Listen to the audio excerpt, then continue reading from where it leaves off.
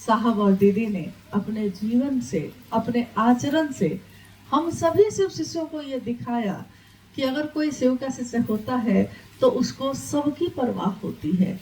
महागुरु महादेव करुणावतारम भी हैं। करुणा का ही एक भाग है दया, करुणा में ही भाग है। तो करुणा का वो भाग जो दया है, जब वो इतना प्रभाव डालता है, महादेव करुणा के अवतार माने गए, जिनके दया में भी उनकी करुणा है, जिनकी सृष्टि की इच्छा में भी उनकी करुणा है। जब कोई शिव का शिष्य होगा तो उसके व्यवहार में, उसके मन में, यानी जो मन में है वही वचन में होगा, जो वचन में है वही उसके कर्म में भी होगा। मनसा वाचा करुणा, मन से, वचन से और कर्म से हम सभी शिव के शिष्य अपने आचरण से जगत में एक उदाहरण प्रस्तुत करते हैं। शिष्यानुभूति एक छोटी सी पुस्तक जो साहब श्री के द्वारा लिखी गई, सन 1990 में पहली बार छापी गई। उस समय साहब पटना में ही रहते थे और जब वो छापी गई, साहब के जीवन में, उनके घर में पैसे का अभाव था। पैसा, क्योंकि जब कोई चीज आप छापने देंगे प्रेस में, वो पैसा मांगता है। एक तरफ शिव के शिष्य है, शिव के शिष्य के पास किस चीज की कमी, लेकिन जगत में उनका आचरण ये प्रस्तुत किया कि उन्होंने अपनी नौकरी के बचे हुए पैसे से घर को भी चलाया और अपने महादेव के काम को भी बढ़ाने का काम किया। तन मन और धन से हर रिश्ते का निर्वहन होता है। साहब ने अपने जीवन के उसी अल्प पैसे से, कम पैसे से परिवार की रोजी रोटी भी चलती रही, परिवार की रोटी, कपड़ा, मकान की व्यवस्था भी होती रही। और उस समय तो कोई संस्था भी नहीं बनी थी, उस समय कोई न्यास भी नहीं बना था, लेकिन तब भी 1990 में पहली बार साहब ने शिष्यानुभूति छपवाया। कुछ चीजों पे हम लोग को गौर करना चाहिए, जैसे चाहिए कि सन 1974 में साहब श्री ने शिव को गुरु बनाया। 1982 में मधेपुरा से महादेव की बात शुरू की और शिष्यानुभूति छापी गई। उसके भी 8 साल बाद 1990 में, इन 8 वर्षों में 1982 से 1990 तक में क्या शिव शिष्य बने थे कि नहीं बने थे? शिव शिष्य के रूप में किसी की घोषणा हुई थी कि नहीं हुई थी? नहीं मालूम आप लोग को कि हुई थी कि नहीं? क्या आप कब के शिव शिष्य हैं? 2002 से हैं। आप जब शिव शिष्य बनी तो आपको पता चला होगा कि बहुत सारे लोग ऐसे हैं जो पहले से शिव शिष्य हैं। आपके लखीसराय में पता चला होगा, कोई 1993 का है, कोई 95 में शिव शिष्य बना था, कोई जब साहब ने शिव की बात शुरू की मधेपुरा में, तो मधेपुरा में भी तो बना था, 1982 से बना था ना। लेकिन आने वाले 8 वर्षों में साहब को जरूरत क्यों नहीं पड़ी कि उन्होंने शिष्यानुभूति छपवाई? साहब ने 3 सूत्रों को कागज में छपवाया। क्यों, क्या जरूरत पड़ी? इससे पहले जरूरत क्यों नहीं पड़ी? क्योंकि जब उन्होंने महादेव की बात शुरू की तो साहब ने कहा, मेरे अंदर, एक शिव के शिष्य के अंदर ये एक आध्यात्मिक आह्लाद था, बेचैनी थी इस बात की, आह्लाद था इस बात का। आह्लाद का अर्थ होता है दिल से खुश हो जाना। जैसे हम अचानक दिल से खुश हो जाते हैं तो हम अपने बोली पे, अपने शरीर पे जो नियंत्रण रखे रहते हैं वो अचानक से खत्म हो जाता है जब हम आह्लादित होते हैं, खुश हो जाते हैं। कितने बच्चों को आप देखिएगा कि टॉफी दीजिए तो वो एकदम कूदने लगेगा, जंप करने लगेगा, मतलब आह्लादित हो गया, खुश हो गया, एकदम मन खुश है उसका। साहब के मन में शिव के शिष्य ने एक ऐसा आह्लाद पैदा किया जिससे उन्होंने ये अंतः प्रेरणा जगी। वो कहते हैं कि मेरे अंदर एक अंतः प्रेरणा जगी। अंतः प्रेरणा यानी आपके अंदर से ही प्रेरणा जगी। आपको किसी ने कहा नहीं कि आपको ये काम करना है, आप खुद ही सोचते हैं कि ऐसा करना चाहिए। अंतः प्रेरणा जगी कि दुनिया के लोगों तक इस बात को पहुंचाएंगे कि महादेव गुरु हैं, दुनिया के लोगों तक पहुंचाएंगे। अब देखिए उस समय में दुनिया में जनसंख्या कितनी होगी? खरबों, लाखों, करोड़ों, अरबों, खरबों, महासंख्य आदमी की गणना इतनी तक है। पूरी दुनिया में अगर इंसान की गिनती की जाए तो कितने इंसान होंगे? गिनती ही खत्म नहीं होगी, क्योंकि प्रतिदिन लोग पैदा हो रहे हैं, प्रतिदिन किसी की मृत्यु भी हो रही है, तो गिनती कभी खत्म नहीं होगी। एक तरफ शुरू कीजिए, जब तक थोड़ा सा पहुंचिए तब तक इधर जनसंख्या और बढ़ चुकी रहती है, तो गिनती नहीं हो सकती। और एक तरफ अकेले अकेले एक इंसान, एक आदमी जो शरीर से बहुत ताकतवर नहीं है, जो पहलवान जैसा नहीं है, जो अघोरी की तरह दाढ़ी और रुद्राक्ष की मालाओं को धारण करके नहीं बैठा है, जो गृहस्थ आश्रम में रहते हैं, जो दुबले पतले से कोमल शरीर के साहब हरिनानंद जी और कोमल ही हमारी माँ नीलमानंद एक छोटे से गृहस्थ परिवार में रह रहे हैं। और उस समय उन्होंने संकल्प लिया इतना बड़ा। बल किसका काम कर रहा था उस समय? हमारे आपके साथ तो 5, 10, 20 लोग चलते हैं, तब भी हम कमजोर अपने आप को महसूस करते हैं। कहते हैं कि कैसे जाएंगे, 5 आदमी रहता तो ठीक रहता। लेकिन उस अवस्था में जब कहीं कोई नहीं था साथ देने के लिए, साहब ने ये संकल्प लिया और बहुत आह्लादित मन से लिया। स्वाभाविक है उनके मन में ये बेचैनी थी कि महादेव इतना सुंदर गुरु है, उससे ऊपर कुछ भी नहीं है, तो जितनी जल्दी से जल्दी लोगों को शिव का शिष्य हम बना दें।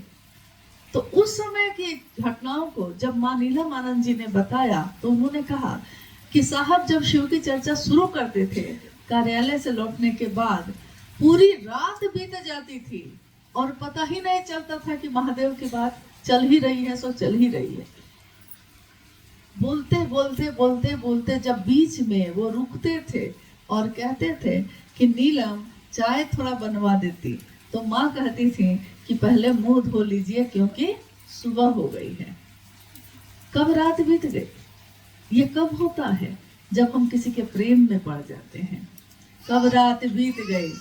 जैसे कभी कोई गुरु भाई गुरु बहन कहते थे साहब से कि जाने का मन तो बहुत था साहब, लेकिन बारिश का समय था तो कैसे जाते, ठंडा का समय था तो कैसे जाते, महादेव का काम करना तो चाहते हैं, ठंडे इतना है कि नहीं जा पाते।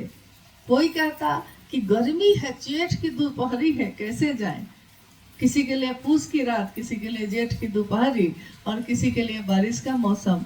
बाधाएं तो बहुत सारी थी। साहब ने कहा किसी लड़की से प्रेम हो जाए तो पूस की ठंडी रात में वो लड़का पूरी रात बिता देता है छत पे, क्योंकि सामने में उसकी एक झलक दिखाई देगी। बस इतना भर है, इससे ज्यादा मिलेगा कुछ नहीं। झलक दिखेगी उसकी जिससे प्रेम कर बैठा है। पूरी रात उस ठंड में कैसे बिताता है पता भी नहीं चलता। तो महादेव से रिश्ता कैसे बनाया कि मौसम असर कर जाता है, जगत की बाधाएं असर कर जाती हैं। रिश्ता इतना कमजोर है कि हर बात बाधा बन जाती है, जबकि चलने वाला पहाड़ को भी सीढ़ी बनाता है और नहीं चलने वाले के लिए सीढ़ियां भी पहाड़ बन जाती हैं। इस तरह से साहब ने बात शुरू की 1982 से। कुछ लोग शिव शिष्य बने, चलने भी लगे, दूसरों से भी बात करने लगे। धीरे धीरे साहब ने ये देखा कि मैं अकेला हूँ, कितनी जगह जा पाऊंगा। तो उन्होंने कुछ लोगों पे विश्वास किया। जैसे अगर यहाँ कुछ लोग हैं तो हमको लग रहा है कि हम अकेले इस घर को कितना साफ कर पाएंगे, चलिए सब कोई मिलके करते हैं। तो जो काम 2 दिन में होगा वो 1 घंटे में हो जाएगा, अगर सब मिलके करेंगे तो। साहब ने सोचा कि कितनी अच्छी बात है और लोगों का सहारा लेने से ये और बढ़ेगा, लोग तक सही बात पहुंचेगी, दुनिया के लोग महादेव को अपना गुरु बनाएंगे। तो उन्होंने कुछ लोगों पे विश्वास किया, लोग जाने लगे।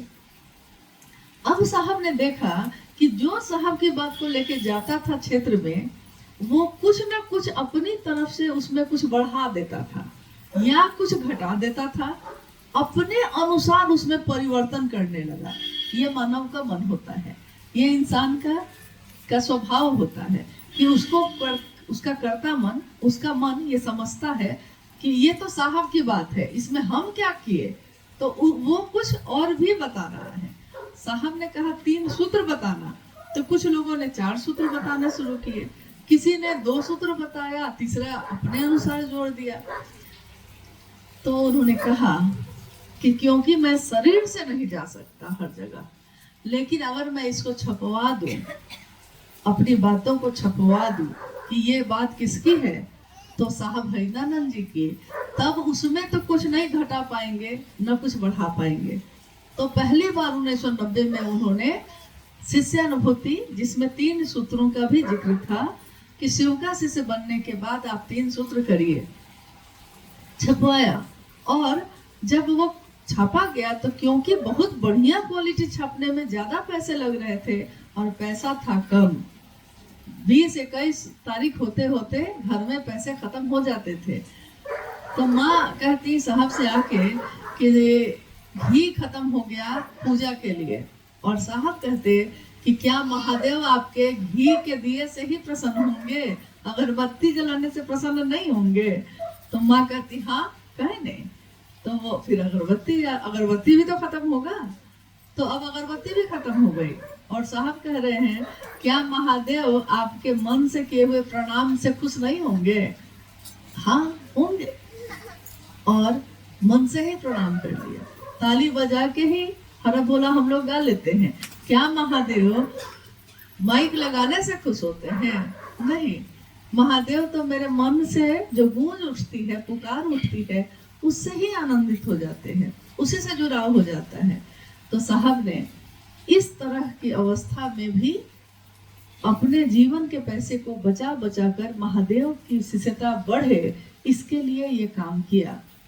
जब उन्होंने लोगों को जोड़ा था तो उस समय बहुत लोग ऐसे थे जो बहुत अमीर नहीं थे, बहुत बड़े बड़े लोग नहीं थे, गांव के रहने वाले गुरु भाई गुरु बहन, निर्बल सामर्थ, जिनका बहुत बड़ा सामर्थ नहीं था। फिर कुछ संख्या बढ़ी, कुछ और ज्यादा महादेव की शिष्यता बढ़ी। तो महादेव की शिष्यता जब बढ़ी, साहब ने फिर छोटी छोटी जगह पे महादेव की चर्चा के लिए लोगों को बुलाना शुरू किया। पहली बार गढ़ बरवारी, जानते हैं आप लोग? गढ़ बरवारी का नाम सुना है? गढ़ बरवारी के बारे में सुने हैं कभी? सहरसा में है ये। साहब मधेपुरा में रहते थे, और उस समय मधेपुरा से शिव चर्चा जब बढ़ी तो बगल के जिले सहरसा, सुपौल में तेजी से बढ़ी। और गढ़ बरवारी के शमशान भूमि थी वो, जिसपे पहली बार साहब ने शिव गुरु महोत्सव का आयोजन किया था। आज अगर हम और आप शिव गुरु महोत्सव का आयोजन करते हैं तो कितने लोग आते हैं उसमें? अगर आप भी अपने क्षेत्र में करते हैं, 1 दिवसीय चर्चा भी रखते हैं, तो कितने लोग आते हैं? क्या? कितना? वो तो साप्ताहिक चर्चा में 20, 25, 50 आते हैं। अगर 1 दिवसीय कार्यक्रम रखिएगा तो कितने लोग आएंगे? हाँ, बिहार में रखिएगा तो 5,000, 10,000 लोग गुरु भाई गुरु बहन के चर्चा रखने पे आ जाते हैं। और पहली बार जब साहब के द्वारा रखा गया तो 13 लोग थे उसमें। 13 लोगों में जिसमें खुद साहब और माँ, उनके 3 बच्चे, 5 तो यही हो गए नहीं, तो 13 लोगों से वो शिव चर्चा पहली बार रखी गई।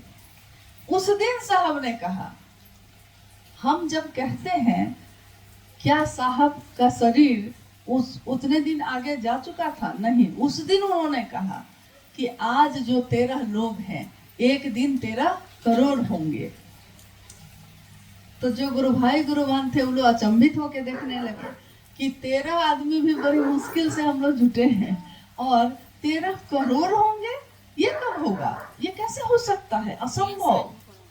किसी दिन किसी ने कहा था कि चांद तो मामा है, चांद पे कोई जा कैसे सकता है? उस दिन उसके लिए ये अचंभे की बात थी। और आज कोई कहता है तो लोग कहते हैं हाँ, चांद पे तो कितने लोग जा चुके। अब मंगल पे जा रहे हैं। देखिए, जिस दिन एक दिन कल्पना थी, ये घर एक दिन कल्पना में बना था। हमारा आपका घर एक दिन तो मन में बना था, फिर कुछ साल के बाद आप बनाए होंगे। आपने उसी दिन मन में सोचा होगा इस जमीन पे घर बनाएंगे, सोचा होगा, लेकिन इसके लिए इच्छा के साथ ज्ञान लिया, क्रिया किया, तब कहीं जाके घर बनता है।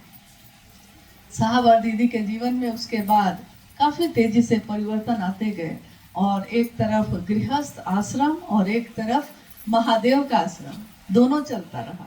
दोनों बातों में एक साथ संतुलन के साथ बढ़ते रहे। शिष्यानुभूति जब छपी थी तो साहब ने कहा था, लोगों ने जब कहा, उस समय के गुरु भाई गुरु बहनों ने कहा कि कितना पैसा लिखा जाए, कितनी कीमत रखी जाए इसकी, क्योंकि किताब छपेगा, कागज छपेगा तो पैसा लेगा ना प्रेस वाला, ये पैसा हम लोग कहाँ से लाएंगे। और साहब ने कहा उस दिन, शिष्यानुभूति की कीमत कभी नहीं ली जाएगी, क्योंकि इसकी कीमत पैसे से नहीं चुकाई जा सकती।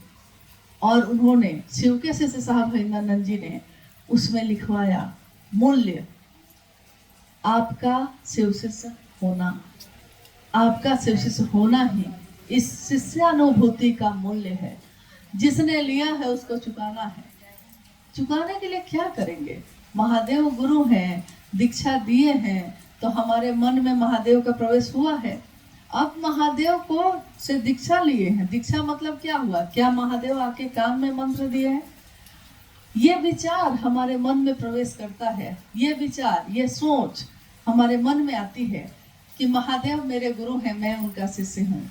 हे शिव, आप मेरे गुरु हैं, मैं आपका शिष्य हूँ, मुझे शिष्य पर दया कर दीजिए। बस ये विचार, ये सोच, ये महादेव की दीक्षा है। यही दीक्षा है। शिव के शिष्यता में अगर कोई पूछता है कि दीक्षा कैसे देंगे महादेव, तो साहब ने कहा कि यही गुरु की दीक्षा है। इनिशिएशन, प्रारंभ करना, शुरुआत करना ही, विचार करना ही महादेव की दीक्षा है, जो इंसान के मन में जाती है।